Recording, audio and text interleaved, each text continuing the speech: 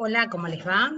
Bueno, hoy vamos a trabajar con la clase sobre abordajes cualitativos. Vamos a compartirles la pantalla para que ustedes puedan ver el PowerPoint con el que vamos a trabajar. Bien, decíamos en la clase anterior que pensar una investigación cualitativa implica pensar una investigación en la que se pueda recuperar la perspectiva del actor social, es decir, que se pueda recuperar, comprender la acción social, por qué la gente hace lo que hace, por qué la gente siente lo que siente, por qué la gente toma las decisiones que toma, etc. La idea es poder captar el mundo de representaciones sociales que tienen esos actores sociales para comprender su mundo social. Entonces, si pensamos una investigación en el marco de este abordaje, podemos pensar en el diseño de una investigación que se llama flexible. Ayer veíamos que existen dos aproximaciones a la ciencia en las ciencias sociales, entre digamos, el método de la asociación, que es el método estándar, el método cuantitativo, y el método no estándar, que es el método cualitativo, o la aproximación cualitativa. Y decíamos entonces que mientras uno pretende analizar las estructuras sociales, el otro pretende realizar o aprender el mundo de representaciones sociales. Entonces, si pensamos en términos de diseño de investigación, nosotros podemos pensar que digamos, una investigación cuantitativa va a tener un diseño de investigación estructurado, porque todas las decisiones van a estar tomadas de antemano.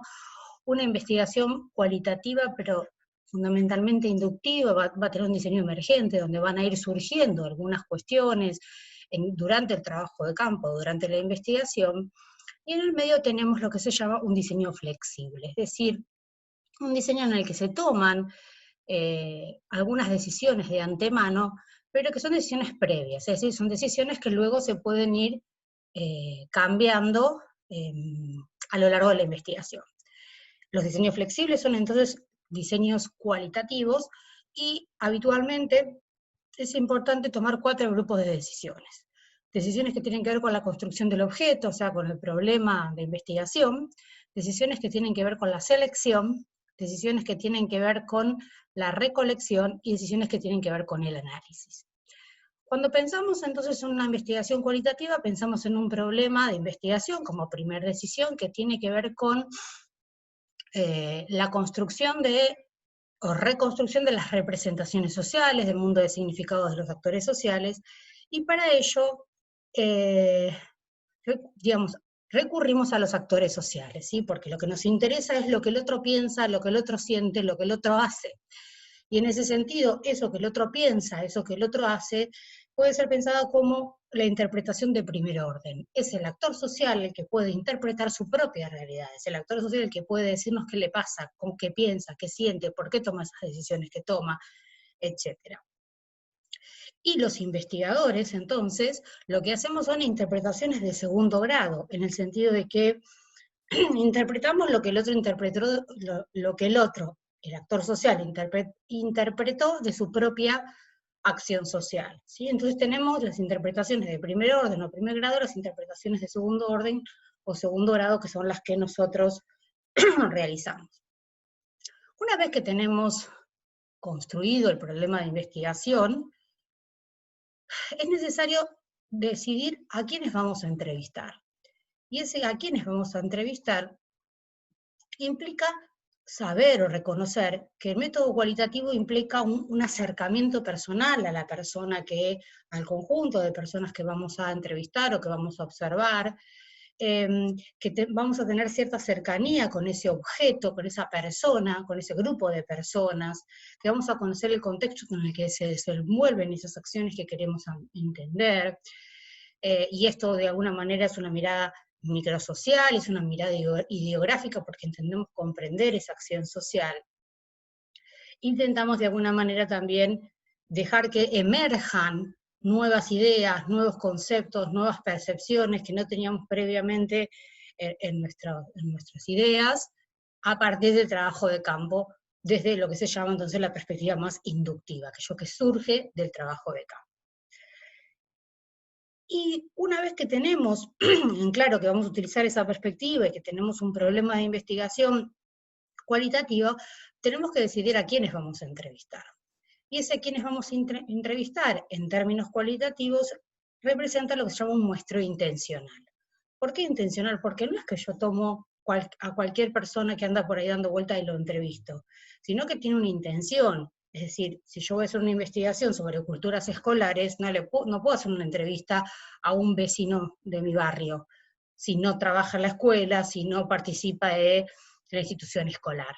¿Sí? Entonces, la intencionalidad tiene que ver con esto, con poder recortar una muestra que oriente y, digamos, nos permita construir la investigación a partir de seleccionar las personas que son las más adecuadas para poder desarrollar el trabajo de campo.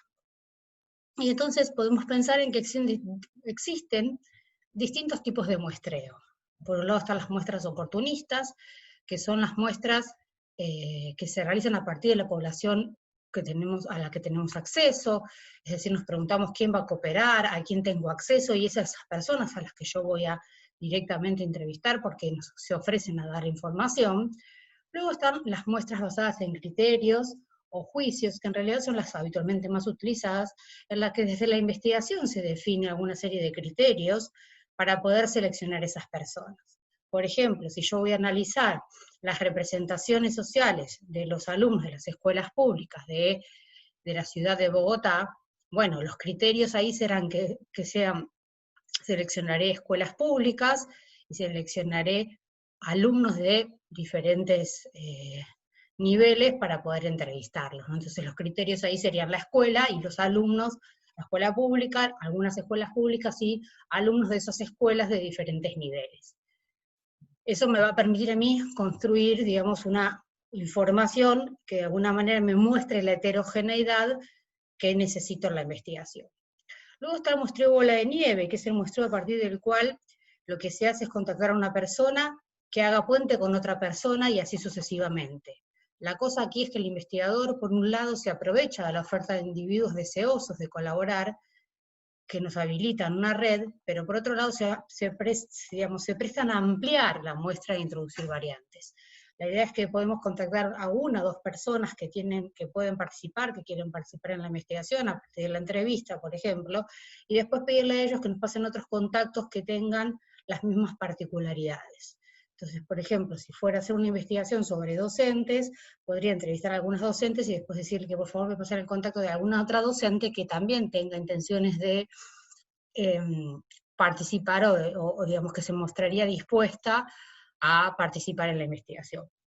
Y luego tenemos el muestreo teórico, que en realidad es un muestreo que es más acotado en el sentido de que se desarrolla dentro de lo que se llama la perspectiva, la teoría basada en los datos, la teoría fundada en los datos, que es una perspectiva dentro de la perspectiva cualitativa que tiene una mirada particular para comprender la realidad, porque cree que todo tiene que surgir del campo, y es una mirada como muy inductiva. Entonces cuando uno hace un análisis teórico, un muestreo teórico, lo hace porque está aplicando todo el paquete de lo que se llama la teoría fundada en los datos.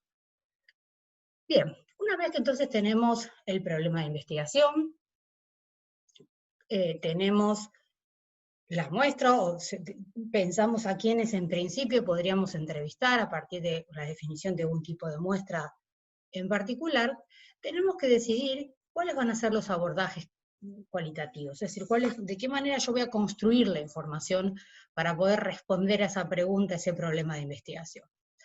Y esto lo hago a partir de la selección de diferentes abordajes. Dentro de la perspectiva cualitativa existen múltiples abordajes.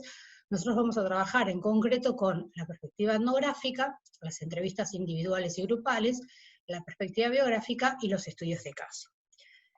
¿Cuál es la idea fundamentalmente que voy a desarrollar?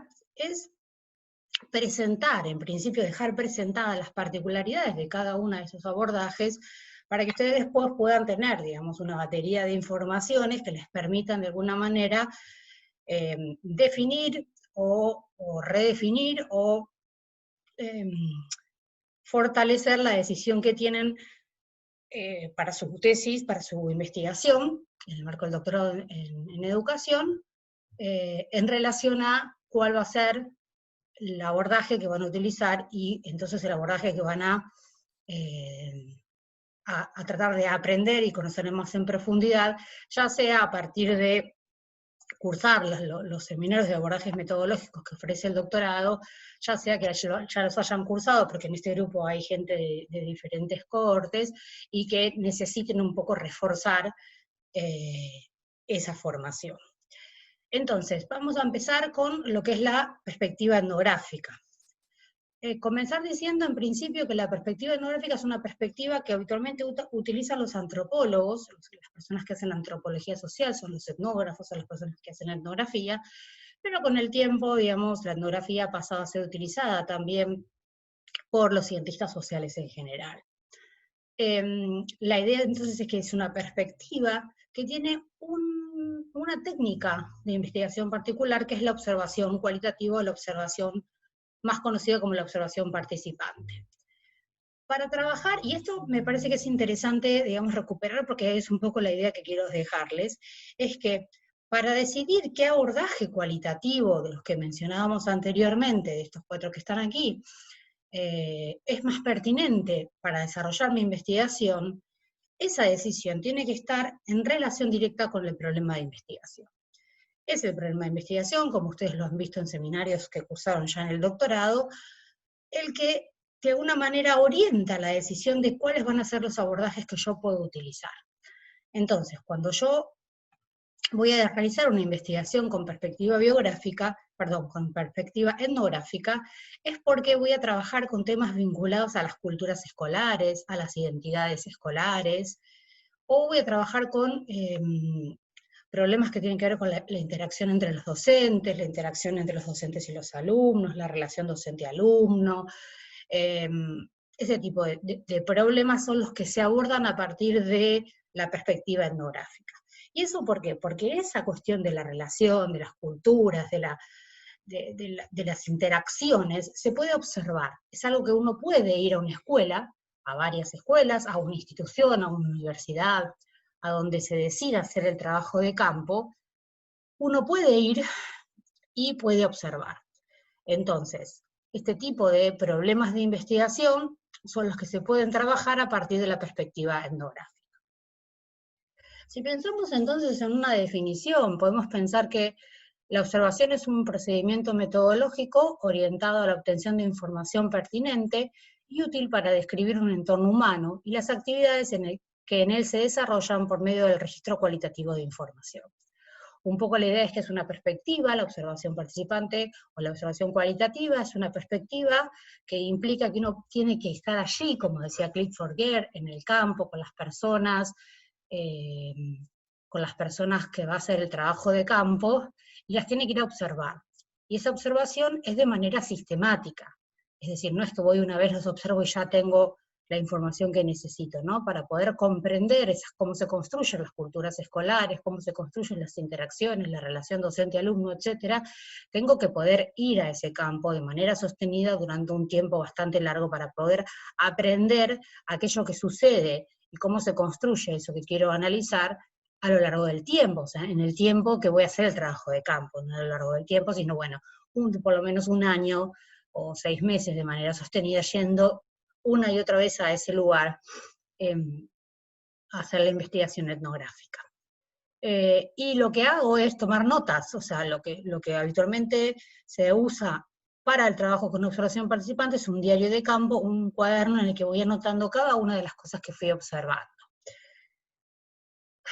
Bien, entonces, una cuestión que me parece que es importante decir es que si bien la perspectiva etnográfica tiene como principal técnica de investigación la observación participante, la observación cualitativa, en realidad, dentro de la perspectiva etnográfica se pueden utilizar otras técnicas de investigación. Es decir, puedo, por ejemplo, hacer observación de manera sostenida y tener la oportunidad de hacer algunas entrevistas a algunos de los actores sociales que yo estoy observando. ¿Y por qué voy a hacer entrevistas? Porque hay cosas que no se pueden observar, que si yo no las pregunto, si no las converso con parte de esos actores, no las puedo comprender, no las puedo entender. Entonces, puedo también hacer entrevistas. Con lo cual, digamos, la perspectiva etnográfica, aunque en el marco de la perspectiva etnográfica la observación cualitativa es la técnica fundamental, se pueden utilizar otras técnicas de investigación como las que vamos a ver, digamos, a continuación. Si pensamos en la investigación cualitativa, otra de las técnicas que tenemos son las entrevistas individuales. Las entrevistas individuales implican el desarrollo de entrevistas que son, de alguna manera, profesionales, pero que no es la entrevista médica, no es la entrevista, obviamente, de asesoramiento jurídico, sino que es una entrevista que se desarrolla y se piensa a partir del problema de investigación. Esto sirve para comprender habitualmente los problemas que tienen que ver con las representaciones sociales, cómo se construyen esas representaciones sociales, y entonces se decide entrevistar a personas para poder comprender estas representaciones, ¿no? Entonces se funda en las entrevistas y en las conversaciones de la vida cotidiana, pero no es una entrevista sino más, sino es una entrevista que es pensada, y que es delimitada previamente y que está orientada por la pregunta de investigación.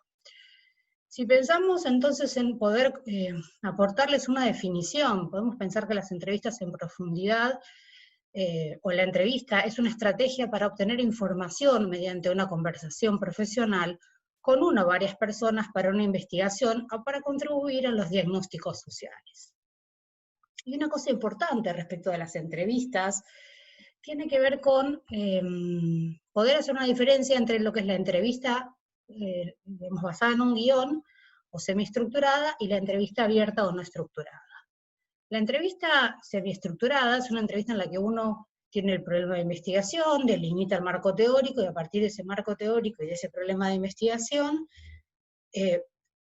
desarrolla un guión, una guía de preguntas que pueden colaborar para que uno pueda aprender ese mundo de representaciones sociales que quiere, digamos, recuperar de los actores sociales con los que estaba trabajando para la investigación. En cambio, otro tipo de entrevista cualitativa y en profundidad es la entrevista abierta, es decir, es la entrevista en la que se desarrolla una conversación sin la mediación de un guión, ni hay una guía de preguntas. O sea, el investigador va con algunas ideas en la cabeza y desarrolla una guía, una conversación según de acuerdo a esos temas. Esto implica que el investigador o la investigadora tiene mucha claridad respecto de lo que quiere conocer, y entonces no necesita ir con un guión. Ahora, lo que sucede a veces es que las personas que vamos a entrevistar, si no las conocemos previamente, no sabemos si tienen capacidad narrativa, es decir, no sabemos si tienen capacidad para poder explayarse. Entonces siempre es bueno tener un guión para poder, digamos, de alguna manera, preguntar o no olvidarse de preguntar algunas cuestiones. Digamos, ahí lo importante es que cuando uno arma un guión, digamos, lo importante a recordar es que cuando uno arma un guión pensando desde su propio mundo de representaciones, y no necesariamente ese propio mundo de representaciones es el mundo de representaciones del otro. Entonces, cuando uno arma un guión, lo arma desde su propio mundo de representaciones, pero luego cuando hace la entrevista tiene que estar abierto a conocer, a comprender distintas cuestiones que no, digamos, que no pensaba previamente, pero que aparecen en la entrevista, y justamente eso es lo rico y lo interesante, porque para eso queremos captar la perspectiva del actor. Si nosotros hacemos una entrevista para ir a comprobar eso que nosotros creemos que vamos a encontrar, la verdad es que no tiene mucho sentido hacer una investigación cualitativa. Por eso es importante esta cuestión de estar abierto a la perspectiva del actor y conocer qué es lo que piensa el actor social, por qué representa como representa, lo que va a decir, etc. Luego tenemos también las investigaciones con grupos focales. Este tipo de investigaciones son las que se realizan habitualmente cuando queremos conocer las construcciones colectivas, las identidades colectivas, las construcciones ideológicas. Son, digamos, investigaciones en las cuales lo importante es cómo se construye colectivamente ese saber, ¿no? Esa representación. Si pensamos entonces en una definición, pensamos que, digamos, que el grupo focal, el grupo de discusión, es una técnica que recolecta datos sobre un grupo, que interactúa en base a un tema propuesto por el investigador, con la idea de captar representaciones colectivas, construcciones de discursos, etc. La diferencia con la entrevista individual es que justamente como se quiere conocer las construcciones colectivas, se hace una entrevista en la que al menos participan 6 personas, entre 6 y 10 personas sería, digamos, como el número ideal de personas que deben participar, y la idea es que el investigador actúa como un moderador, propone temas para que las personas vayan discutiendo, y de esa manera el investigador puede así aprender el mundo de representaciones colectivas que tienen las personas. Luego tenemos, bueno, aquí no se ve, pero no importa, la perspectiva biográfica. A ver si yo puedo hacer así. Ahí está. La perspectiva biográfica, recién me di cuenta. Bueno. La perspectiva biográfica es una perspectiva que permite o que intenta aprender las historias de vida de las personas, y la idea entonces es que desarrolla investigaciones procesuales, es decir, los temas de investigación que intenta trabajar tienen que ver con comprender problemas de la realidad social a lo largo del tiempo. Es la temporalidad a lo largo del tiempo y cómo se va esa realidad articulando a lo largo del tiempo lo que da lugar al desarrollo de investigaciones con perspectiva biográfica. Y, digamos, la técnica fundamental de la perspectiva biográfica es la técnica de las historias de vida, es decir, la recuperación de las historias de vida. Cuando nosotros pensamos en términos educativos en la utilización de esta perspectiva biográfica es porque nos interesan recuperar, por ejemplo, las trayectorias docentes, o las trayectorias educativas, o las trayectorias escolares. Quienes trabajan trayectorias habitualmente trabajan con esta perspectiva, con esta idea de la perspectiva biográfica, porque la idea es poder recuperar en esas trayectorias escolares las diferentes experiencias, las diferentes oportunidades, las diferentes miradas y decisiones que se fueron tomando a lo largo del tiempo en esa trayectoria educativa, laboral, docente, de formación, etc. Y si pensamos entonces una definición, podemos pensar que la perspectiva biográfica ha sido conceptualizada como un enfoque que intenta comprender la realidad social a partir de aprender la trayectoria vital del actor social, sus experiencias y su visión particular, y se preocupa por interpretar el particular contexto en el que tiene lugar. La idea es que comprender un problema de la realidad social a partir de las historias, pero no solamente de la historia de vida que se cuenta, sino que esa historia de vida que se cuenta es necesario ponerla en contexto, en un contexto particular, en un momento particular. No es lo mismo, por ejemplo, estudiar en Colombia, no sé, las trayectorias escolares de los niños de escuelas rurales, si atravesaron o no situaciones con las guerrillas, por ejemplo, en esos lugares, ¿sí? O si no atravesaron esas situaciones porque esas trayectorias escolares se estudian en una ciudad, donde no se vivió el desplazamiento forzado, por ejemplo. Entonces, el contexto y el momento histórico también es importante a la hora de aplicar el estudio de la perspectiva biográfica y de recuperar historias de vida a partir de entrevistas de historia de vida. Y aquí también tenemos la presencia de 2 tipos de entrevistas biográficas. La entrevista basada en un guión, como decíamos hoy, uno piensa un guión, en este caso los diferentes momentos de las historias de vida que va a recuperar, y si no, hace una entrevista biográfico-narrativa en el que tiene en la cabeza algunas ideas de algunos momentos, algo que quiere preguntar, pero la idea es que sea el narrador, las personas que van a narrar su historia, quien cuente y desarrolle un poco sobre esta cuestión. Y finalmente tenemos los estudios de caso, que digamos, los estudios de caso son una estrategia de investigación basada en el estudio en profundidad de un número reducido de instancias.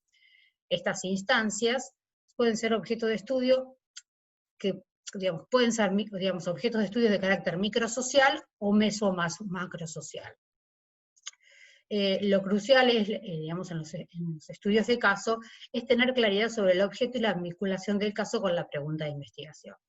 ¿Qué queremos decir con esta definición? ¿Cuándo hacemos estudios de caso? Cuando tenemos la posibilidad de estudiar un caso que es significativo por algo. Es decir, el caso que se puede estudiar, que es el caso del grupo tal o el caso de la institución tal, no es cualquier caso. Es un caso que tiene ciertas particularidades y que, digamos, amerita el desarrollo de una investigación de caso.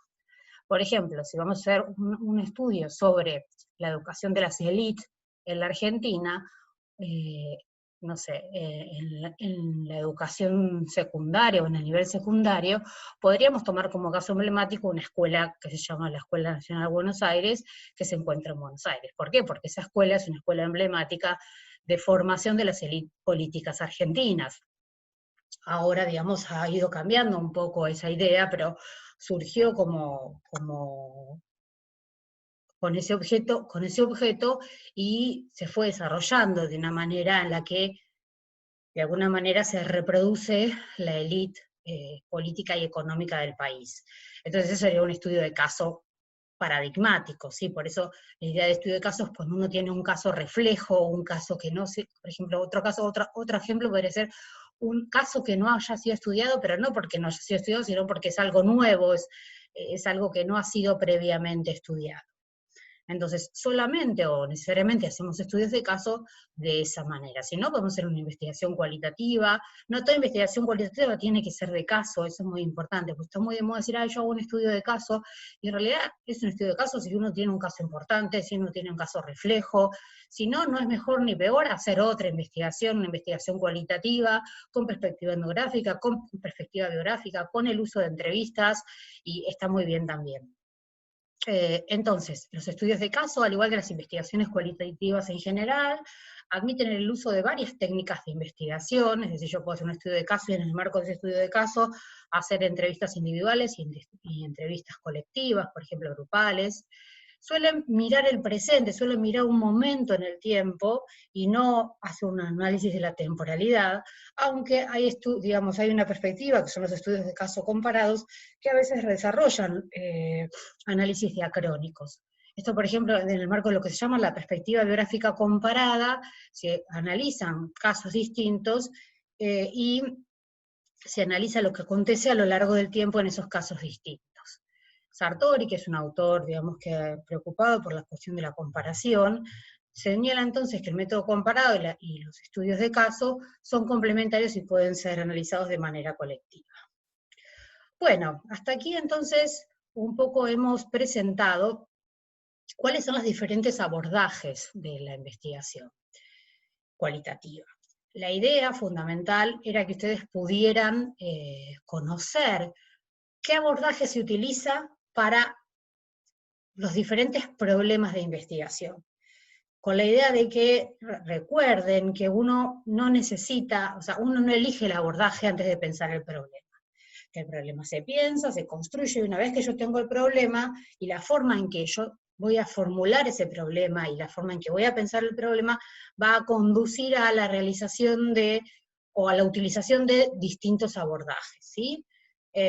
Y como decíamos en la clase anterior, también es posible articular o triangular más de una técnica, por ejemplo, la técnica de entrevistas en profundidad y la técnica de entrevistas grupales o entrevistas en profundidad de historias de vida, entrevistas en profundidad y observación participante. Todo dependerá de cuál es el problema de investigación y de poder justificar por qué me parece que es importante, a partir de ese problema de investigación, el abordaje digamos, abordar la problemática de una u otra manera.